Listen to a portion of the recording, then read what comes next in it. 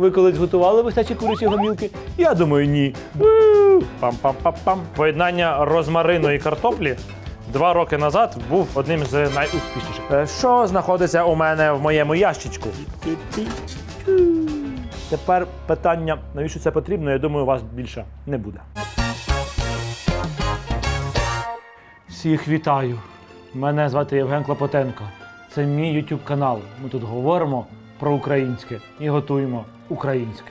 Я прошу вас, ставте підписки. Я дуже прошу вас, ставте лайки та ставайте спонсором каналу. А за це я вам дам один дуже класний рецепт, як приготувати гомілки на такій решітці!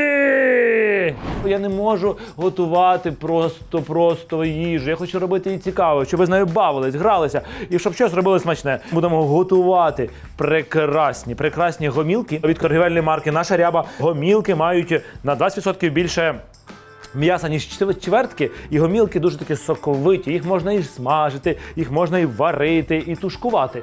Ви колись готували висячі курячі гомілки? Я думаю, ні.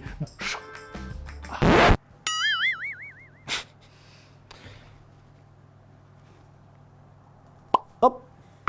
Я подумав, а як можна зробити так, щоб вони якось були незвичними? Потім я подумав, у мене є картопля вдома, то їй треба якийсь жир, або олію, або вершкове масло, або ще щось. І тоді, коли я думаю, де той жир взяти? А потім я подумав, так його дуже ж багато такого прекрасного смаку в гомілках. І я подумав, якщо ми просто повісимо гомілки, а знизу покладемо картопельку, і оце буде сік з гомілочки скапувати, і він буде робити нашу картопельку насиченою і прекрасною. Ну, тепер, власне, що треба робити? Духовку розігріли, температура 180, тому спочатку я візьму картоплю, наріжу її на 4 частини, додам трішки часнику і викладу її в гарну ємність. Ось так.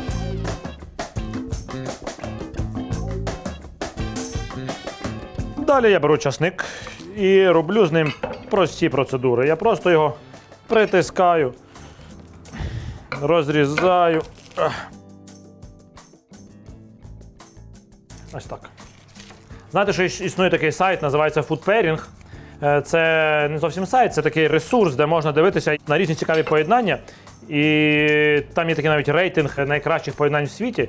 Так отож, поєднання розмарину і картоплі 2 роки назад був на тому сайті одним з найуспішніших. Тому, звичайно, я не міг так, щоб розмарин не додати. Якщо у вас немає розмарину, то додайте якась там травинка, якась ароматинка. Треба щось ароматне. Я раджу розмарин, немає розмарина, будь-що, що пахне. Отак, небагато солі. Чик. Вершкове масло, небагато також. Грамів 20 отак вершкового масла, для того, щоб був просто такий гарний вершковий післясмак. І тепер це все вставляємо, вкладаємо в духовку.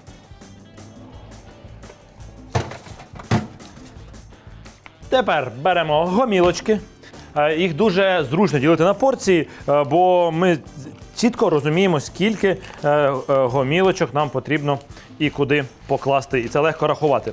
Тут у мене 1, 2, 3, 4, 5, 6, 7 гомілочок. І просто додаємо трішечки солі. І за бажанням додаємо перець. Але це не обов'язково.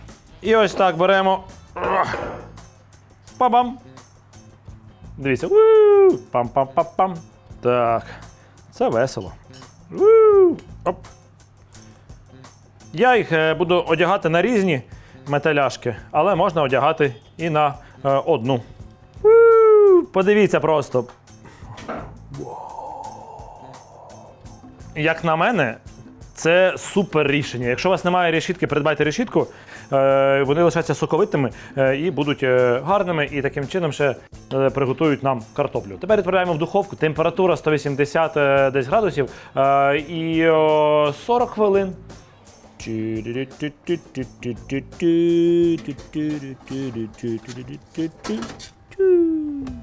Оп. А поки запікаються наші гомілочки. Пам'ятаєте, не так давно я питав у вас, що знаходиться у мене в моєму ящичку. Так ось, я готовий зробити розпаковку свого ящика. Розпаковка. Значить, тільки не лякайтеся, бо тут є все, що вам потрібно і не потрібно. Тарараран, тан-тан, тан-тан, тараран, тан-тан. Запечені устриці, які воняють. Є. Штопор. Є. Нарізка для пармезану. Є.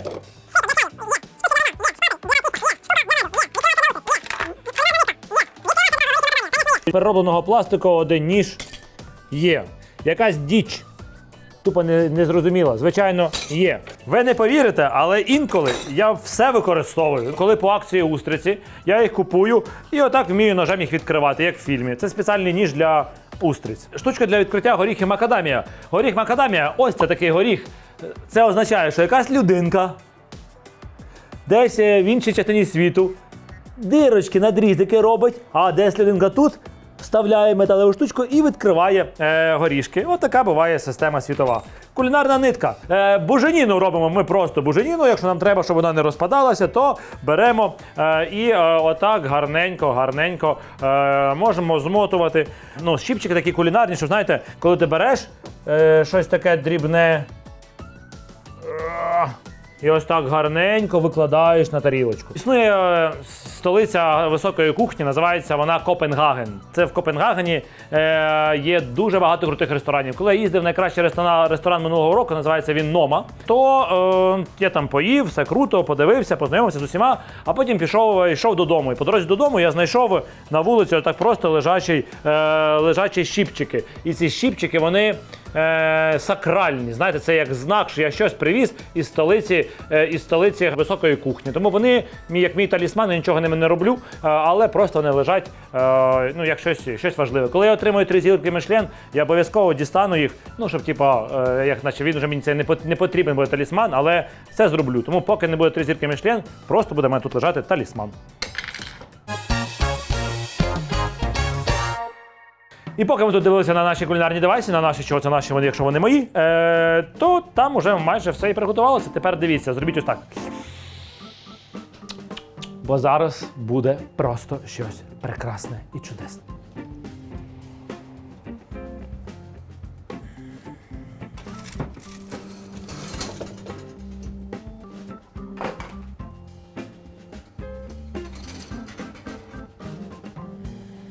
Подивіться, які вони соковиті. Тепер питання, навіщо це потрібно, я думаю, у вас більше не буде. І так їх легко витискаєте. Під час того, що вони готувалися, вони трішки стали, зменшилися в розмірі, і вони легко дістаються. Ось так. Хоп, хоп. Рученята цілі, нічого не пригоріло. Все. Ну, тепер треба, щоб хтось облизав кадр.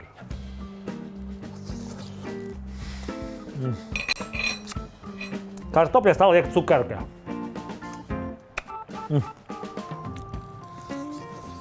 Шкірка хрумка, а м'ясо соковите. Це те, що прям реально відрізняє від звичайного приготування. Мілочок. Дякую, що дивитесь, дякую, що готуєте. Мені дуже приємно, тому що це все я роблю для вас. Все буде Україна. До перемоги.